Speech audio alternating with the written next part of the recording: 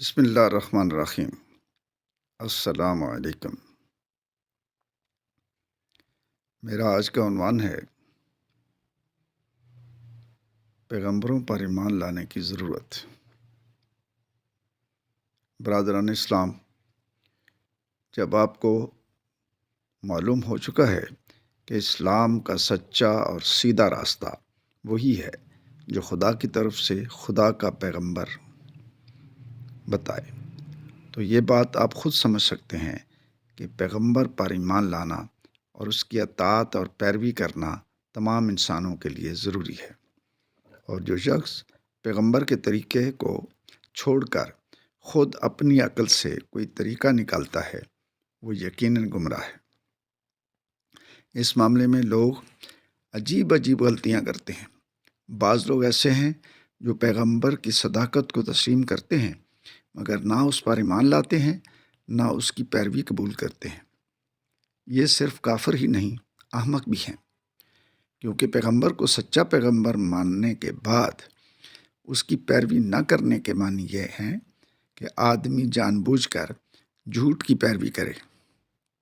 ظاہر ہے کہ اس سے بڑھ کر کوئی حماقت نہیں ہو سکتی۔ بعض لوگ کہتے ہیں کہ ہمیں پیغمبر کی پیروی کرنے کی ضرورت ہی نہیں، یہ خود اپنی عقل سے حل کا راستہ معلوم کر لیں گے۔ یہ بھی سخت غلطی ہے۔ آپ نے ریاضی پڑھی ہے اور آپ یہ جانتے ہیں کہ ایک نقطے سے دوسرے نقطے تک سیدھا خط صرف ایک ہی ہو سکتا ہے۔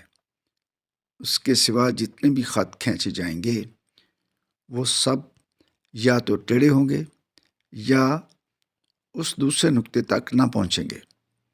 ایسی ہی کیفیت حق کے راستے کی بھی ہے، جس کو اسلام کی زبان میں صراط مستقیم یعنی سیدھا راستہ کہا جاتا ہے۔ یہ راستہ انسان سے شروع ہو کر خدا تک جاتا ہے، اور ریاضی کے اس قاعدے کے مطابق یہ بھی ایک ہی راستہ ہو سکتا ہے۔ اس کے سوا جتنے راستے بھی ہوں گے یا تو سب ٹیڑھے ہوں گے یا خدا تک نہ پہنچیں گے۔ آپ غور کریں کہ جو سیدھا راستہ ہے وہ تو پیغمبر نے بتا دیا، اور اس کے سوا کوئی دوسرا راستہ صراط مستقیم ہے ہی نہیں۔ اس راستے کو چھوڑ کر جو شخص خود کوئی راستہ تلاش کرے گا اس کو دو صورتوں میں سے کوئی ایک صورت ضرور پیش آئے گی۔ یا تو اس کو خدا تک پہنچنے کا کوئی راستہ ملے گا ہی نہیں، یا اگر ملا بھی تو بہت پھیر کا راستہ ہوگا۔ خط مستقیم نہ ہوگا بلکہ خط منحنی یعنی ٹیڑھا خط ہوگا۔ پہلی صورت میں تو اس کی تباہی ظاہر ہے، رہی دوسری صورت تو اس کے بھی حماقت ہونے میں شک نہیں کیا جا سکتا۔ ایک بے عقل جانور بھی ایک جگہ سے دوسری جگہ جانے کے لیے خط منحنی چھوڑ کر خط مستقیم ہی کو اختیار کرتا ہے۔ پھر اس انسان کو آپ کیا کہیں گے جس کو خدا کا ایک نیک بندہ سیدھا راستہ بتائے اور وہ کہے کہ نہیں، میں تیرے بتائے ہوئے راستے پر نہیں چلوں گا بلکہ خود ٹیڑھے راستوں پر بھٹکا کر منزل مقصود تلاش کر لوں گا۔ یہ تو وہ بات ہے جو سرسری نظر میں ہر شخص سمجھ سکتا ہے، لیکن اگر آپ زیادہ غور کر کے دیکھیں گے تو آپ کو معلوم ہوگا کہ جو شخص پیغمبر پر ایمان لانے سے انکار کرتا ہے اس کو خدا تک پہنچنے کا کوئی راستہ نہیں مل سکتا، نہ ٹیڑھا نہ سیدھا۔ اس کی وجہ یہ ہے کہ جو شخص سچے آدمی کی بات ماننے سے انکار کرتا ہے اس کے دماغ میں ضرور کوئی ایسی خرابی ہوگی جس کے سبب سے وہ سچائی سے منہ موڑتا ہے۔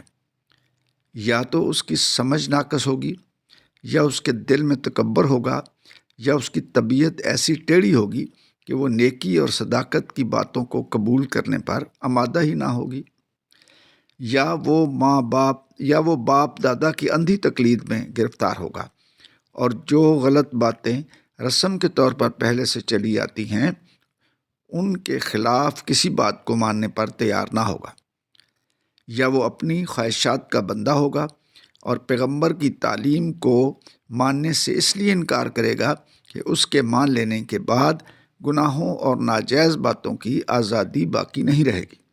یہ تمام اسباب ایسے ہیں کہ اگر ان میں سے کوئی ایک سبب بھی کسی شخص میں موجود ہو تو اس کو خدا کا راستہ ملنا غیر ممکن ہے، اور اگر کوئی سبب بھی موجود نہ ہو تو یہ ناممکن ہے کہ ایک سچا غیر متعصب اور نیک آدمی ایک سچے پیغمبر کی تعلیم قبول کرنے سے انکار کر دے۔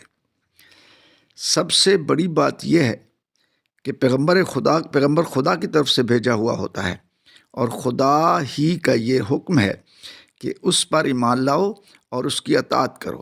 اب جو کوئی پیغمبر پر ایمان نہیں لاتا وہ خدا کے خلاف بغاوت کرتا ہے۔ آپ جس سلطنت کی رعیت ہیں اس کی طرف سے جو حاکم بھی مقرر ہوگا آپ کو اس کی اطاعت کرنی پڑے گی۔ آپ اس کو حاکم تسلیم کرنے سے انکار کرو گے تو اس کے معنی یہ ہوں گے کہ آپ نے سلطنت کے خلاف بغاوت کر دی ہے۔ سلطنت کو ماننا اور اس کے مقرر کیے ہوئے حاکم کو نہ ماننا دونوں بالکل متضاد باتیں ہیں۔ ایسی ہی مثال خدا اور اس کے بھیجے ہوئے پیغمبر کی بھی ہے۔ خدا تمام انسانوں کا حقیقی بادشاہ ہے۔ جس شخص کو اس نے انسان کی ہدایت کے لیے بھیجا ہو اور جس کی اطاعت کا حکم دیا ہو، ہر انسان کا فرض ہے کہ اس کو پیغمبر تسلیم کرے اور ہر دوسری چیز کی پیروی چھوڑ کر صرف اس کی پیروی کرے۔ اس سے منہ موڑنے والا بہرحال کافر ہے، خواہ وہ خدا کو مانتا ہو یا نہ مانتا ہو۔ سید ابو العلا مودودی کی کتاب دینیات سے ایک تحریر۔